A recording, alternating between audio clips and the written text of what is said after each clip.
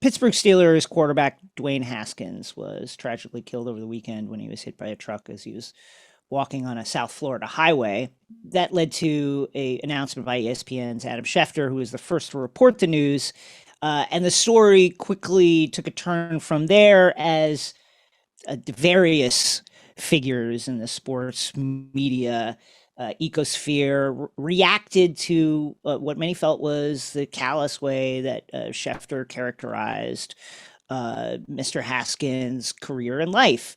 Professional athletes and reporters across the country reacted quite strongly, including me, who tweeted a thing that was maybe not the nicest, but also Lamar Jackson, Ravens quarterback Lamar Jackson, Grizzlies star John Morant, Joe Hayden, and others. Lots to talk about here with the way that access journalism interacts with our idea of what real journalism is. And Takeline is delighted to bring in Shalise Manza Young of Yahoo Sports, who's also a professor at Emerson College, dealing with teaching reporting and sports reporting to help us unpack all the issues involved with this. Shalise, thank you for joining us. Oh, thanks, Jason.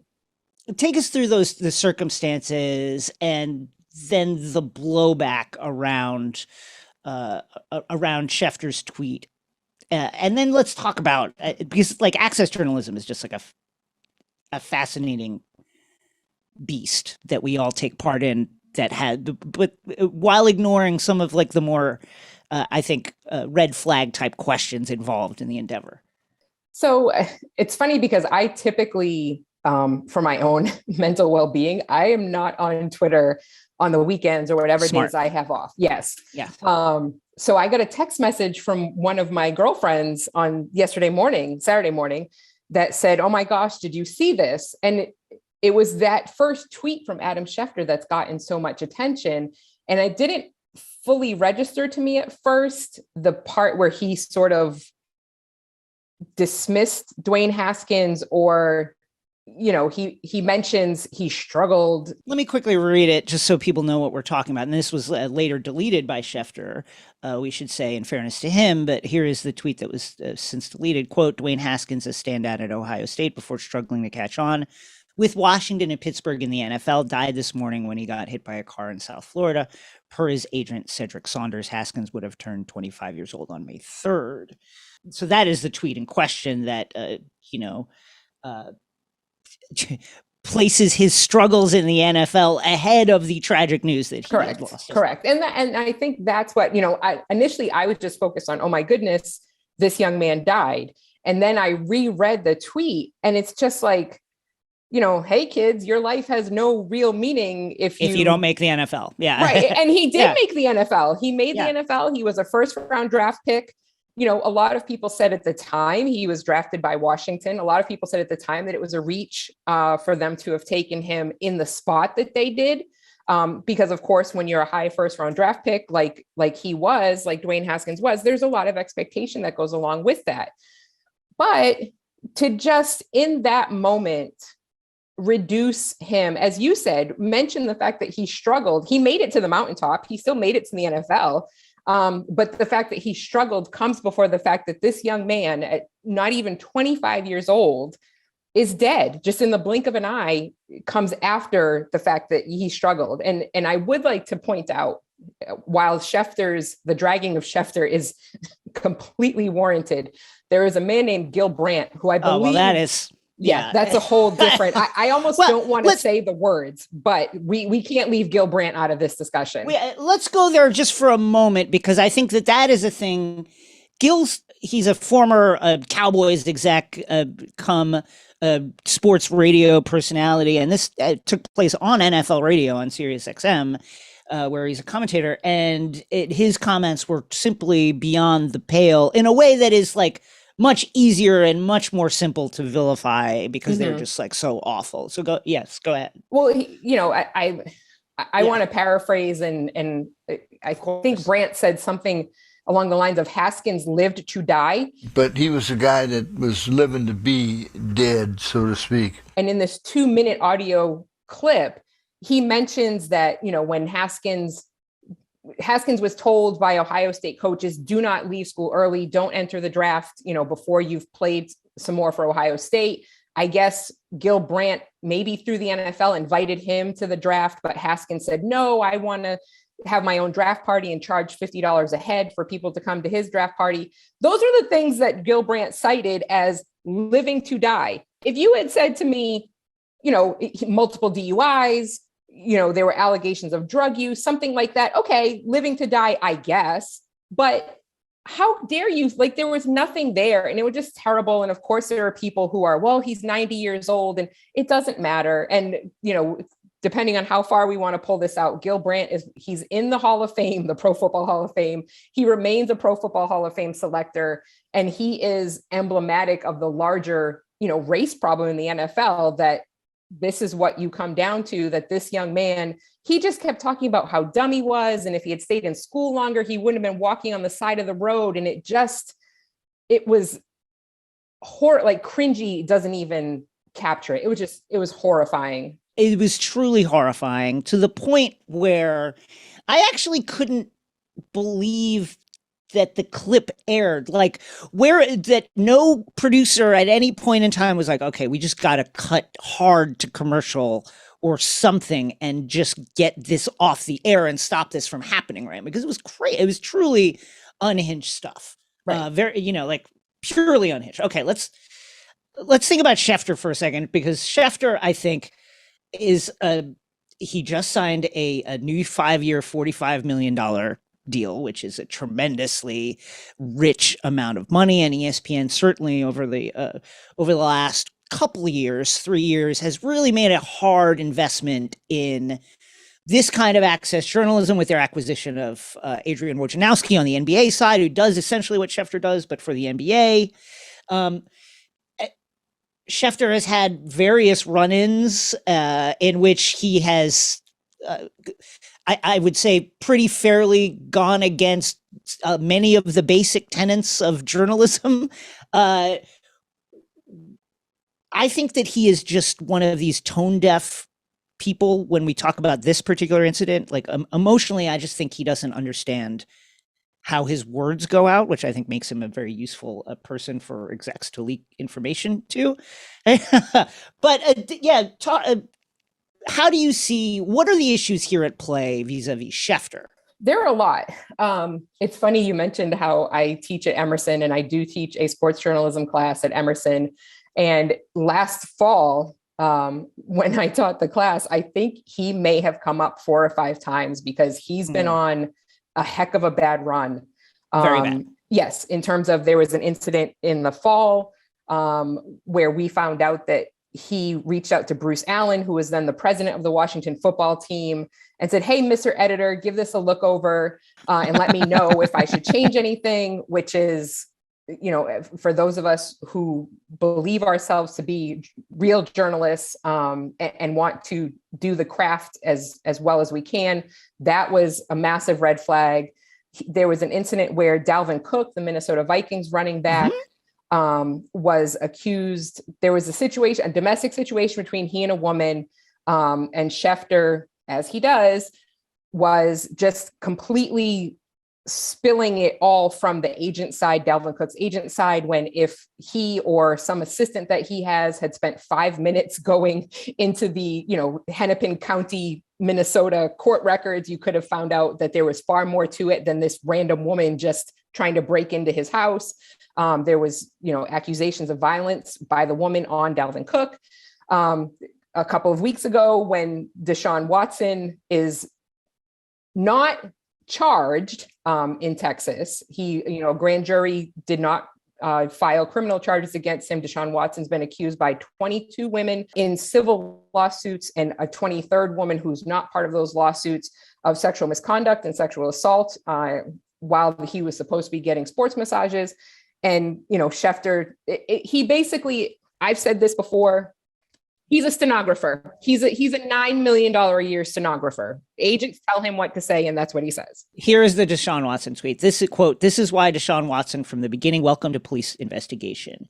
He felt he knew that the truth would come out, and today a grand jury did not charge him of any criminal complaints." Essentially saying Deshaun Watson has been vindicated in not and so he many said words. after the fact, because of course there was yet again blowback, Schefter said after the fact, well, I was just giving it to you from the agent's perspective. Then you should have said, according to his agent, per my sources. Yeah, right. Because it came across as though this was Adam Schefter caping up for Deshaun Watson in this situation. Yes. And that's not what you are supposed to be doing. You know, you mentioned Woj. I don't follow the NBA, as closely as I know you love it.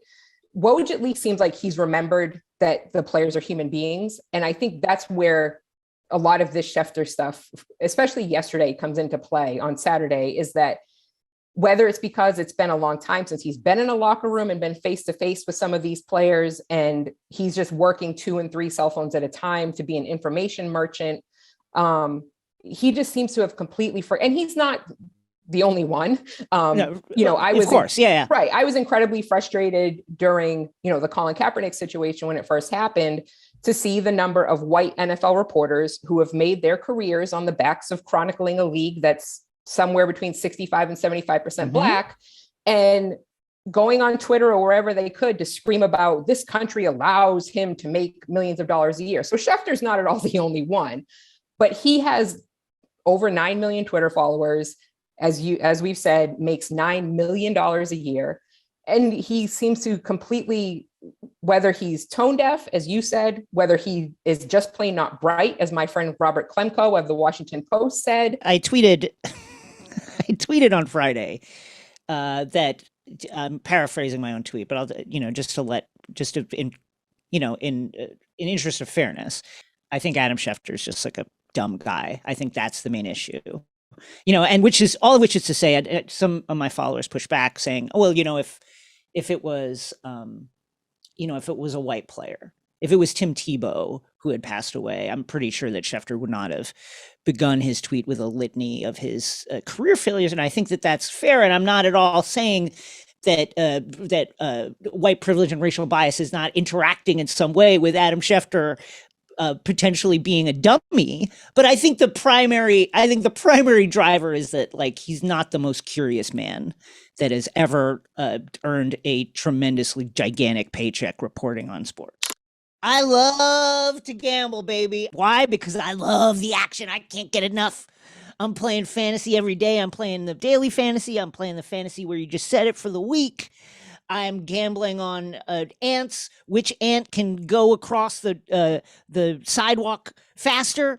I'm gambling on anything because I'm an absolute freak for the action, baby. And that's why I love that Takeline is brought to you by Underdog Fantasy, the best and easiest way to get that action directly into your jugular vein so that action can circulate through your system and make you feel alive, baby.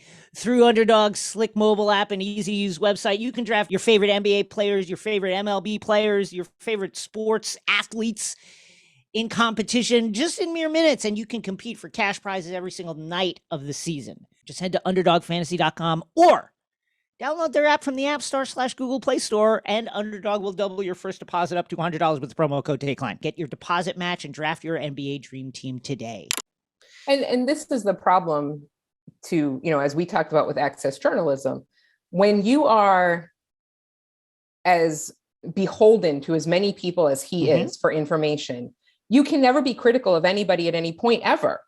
And that's the problem. When I covered the New England Patriots for almost a decade for 2 different newspapers here in New England. And when you cover the Patriots, there is something that I call the program, and you can have this like agreement with Belichick and his right-hand man that they will feed you little bits of information. And in exchange, you can't ever really be critical of them.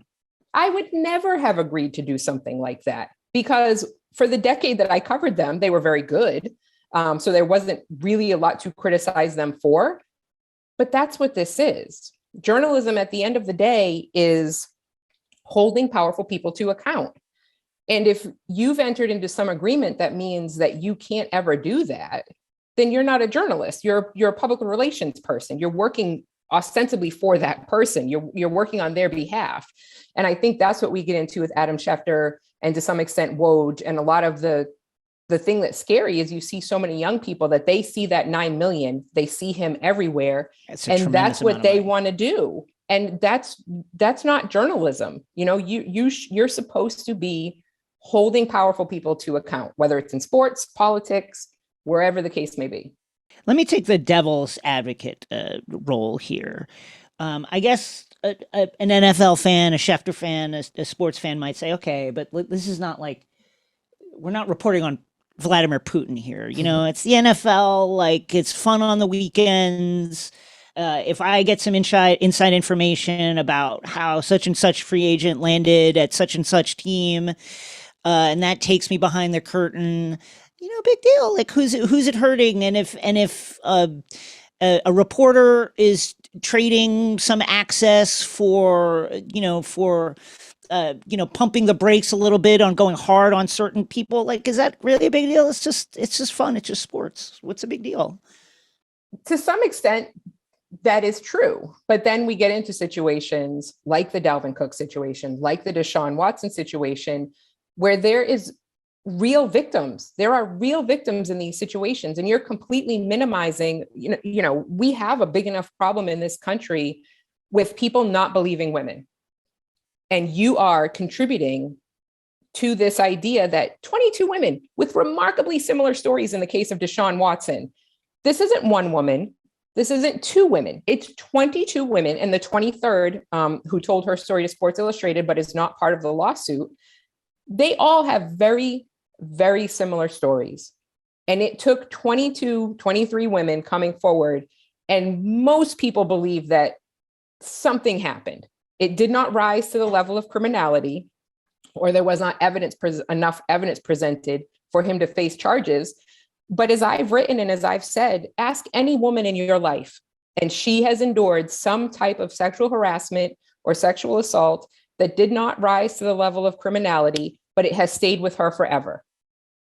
So I am almost certain that he harmed women. Will he be criminally charged with that harm? No.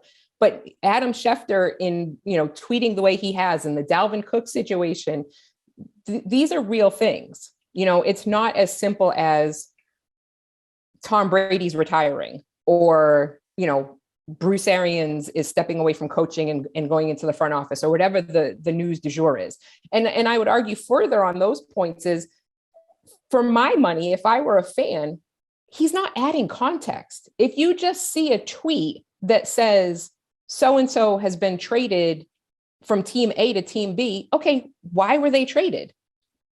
Tell me why. If I'm a fan of the team he's leaving, if I'm a fan of the team he's coming to, why did they want to trade him? Is his contract coming up and they don't have the salary cap to pay for what they're going to have to pay him? Did they draft a guy in the second round that had such a great training camp, he's going to take the guy's snaps, so he asked, can I go somewhere else? If you're just telling me one line, those of a certain age, those kinds of transactions used to be in the back section of the sports pages in the newspaper when we were kids. If you're not adding context, I don't understand.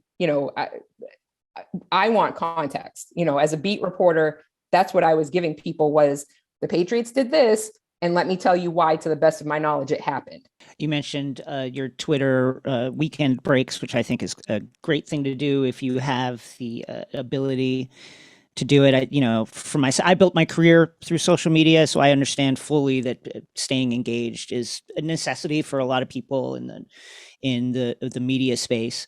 Recently, the New York Times changed their social media rules, saying that essentially the reporters don't have to be online, don't have to engage that way, don't have to share their stories that way anymore. I'm wondering, with your professor hat on, what do you talk to your students about with regards to social media and how that can be used as a tool to amplify their work, or to augment their work, or how do you see it as a tool that works within journalism? I think it can be great. I think I started in Twitter in 2008. Mm-hmm. And it was just a way for me to build an audience, basically. Back then I was at the Providence Journal. I eventually was hired by the Boston Globe, so I went from a smaller paper to a bigger paper. And it was just a way for me to amplify my work. And if enough people are on Twitter, then, other reporters in other cities, if the Patriots were playing, I don't know, the Texans the coming Sunday, then Texans reporters might say, oh, Shalise wrote this story, whatever the case may be. And so it brings more people potentially to my work. It's just become such a slippery slope, and it's become such a toxic place largely. And it's really hard because it's where I get some of my inspiration. Now I'm a columnist. For sure. Right. Now I'm a columnist. I focus on race and gender in sports primarily. And that's where I find a lot of my ideas. But you have to be careful what you say. And initially I started it that I felt like I could show personality on Twitter in a way that I wouldn't in the newspaper, because that's journalism and I'm supposed to be nuts and bolts and that kind of thing. But now I'm an opinion writer anyway, so it doesn't matter as much. But I think younger journalists, the game has just changed so much because of the immediacy of Twitter, because of, everyone wants to build a brand. Everyone sees Schefter and Woj and they're like, well, I want to get there. And it's like, they took a long time to get to those places. And not everybody needs to have an opinion. Sometimes you have to put the work in, some people want to be Bill Simmons. Bill Simmons. A lot of Yes. kids want to be Bill Simmons. And it's like, well, he even changed the game a little bit too, because he made it acceptable to write from a fan perspective and be completely biased and don't be ashamed to be biased. So it's really navigating such a funny, it's just weird waters. I feel lucky in a way that I've had a front row seat to all of it. When I started at the newspaper, it was just the newspaper. And then there was this weird thing called blogs. And then it became, we're publishing the paper online first. And some people are going to get the print section, but a lot more people get it online. And Twitter comes in play, and it's the immediacy of it. And I think people have just forgotten that the story's the thing, the relationships are the thing. And in a lot of ways, to bring it full circle with our conversation, we're all access journalists in a way, because we need people to give us access to their lives, to their thoughts, to data, whatever it is, to write our stories. It's just a journalist has to, at the end of the day, regardless of the relationship you have with somebody, say, look, if you screw up, I have to write that you screwed up because you screwed up. I can't cover for you. And I think that's what a lot of people have forgotten, and in the case of like Schefter, he's so beholden to so many people to keep that $9 million a year job that you can't be critical of any agent, any front office person, any player. And what you leave in your wake is women who are potentially, sexually assaulted by a quarterback. Shalise Manza Young is a Yahoo Sports columnist who has covered the Patriots for a decade. She teaches sports and reporting at Emerson College, where she's been a member of the faculty since 2016. Shalise, thank you so much for joining Takeline. Thanks, Jason.